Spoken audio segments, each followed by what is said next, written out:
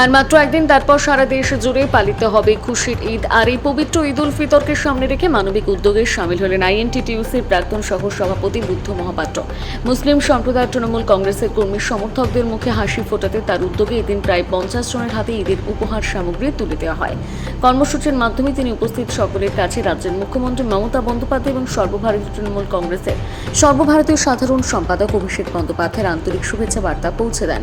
এদিন তিনি বলেন, আগামী 23 এপ্রিল বিধানসভা নির্বাচন অনুষ্ঠিত হবে এবং সেই নির্বাচনে চতুর্থবারের জন্য তৃণমূল কংগ্রেস সুপ্রিমো মমতা বন্দ্যোপাধ্যায় রাজ্যের মুখ্যমন্ত্রী হিসেবে শপথ গ্রহণ করবেন। বিজেপি যতই অপপ্রচার চালাক না কেন, তৃণমূল কংগ্রেসের কর্মী সমর্থকরাই ঐক্যবদ্ধভাবে তার জবাব দেবে এবং রাজ্যে বিজেপিকে শূন্যে নামিয়ে আনবে বলেও তিনি দৃঢ়তার সঙ্গে জানান। সবশেষে তিনি সকলকে পবিত্র ঈদ উল ফিতরের আন্তরিক শুভেচ্ছা জানিয়ে বলেন, এই উৎসব হোক সম্প্রীতি, ভালোবাসা এবং সৌহার্দ্যের বার্তা বহনকারী।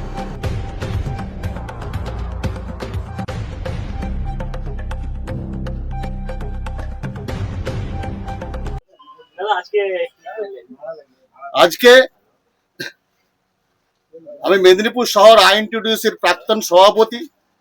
প্রতি বছরের মতো এবছরও আমি আগামী 21 তারিখ পবিত্র ঈদ, খুশির ঈদ, সেই ঈদের শুভেচ্ছা, ভাইদেরকে শুভেচ্ছা জানাতে, ভালোবাসা জানাতে আজকে আমি ওদের ডেকেছিলাম।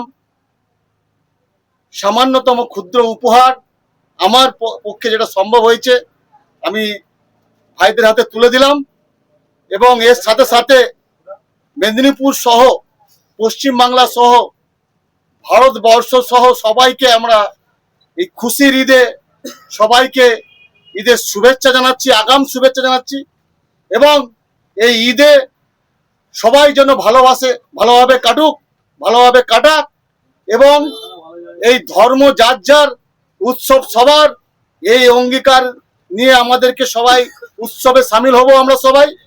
এবং তৎসহ বাংলার মমতাময়ী মা মুখ্যমন্ত্রী মমতা ব্যানার্জি, শ্রদ্ধেয়া এবং শ্রদ্ধেয় সেনাপতি সভাপতি তৃণমূল কংগ্রেসের সাধারণ সম্পাদক অভিষেক ব্যানার্জির, তাদের ভালোবাসায় এবং তাদের আশীর্বাদে আমাদের তৃণমূল কংগ্রেসের যারা সৈনিকরা আছে যাতে আগামী 26-এর নির্বাচনে আরো জোরদার লড়াই করতে পারে, তাদের আশীর্বাদ এবং আমরা নেব।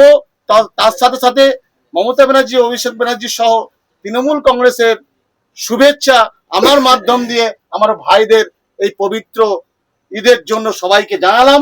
সবাই ভালোভাবে ঈদটা পালন করবেন এবং এই বছর নয়, প্রতি বছরে আমি আমার ভাইদেরকে এরকম ভাবে আমি আমার শুভেচ্ছা বার্তা দিয়ে থাকি।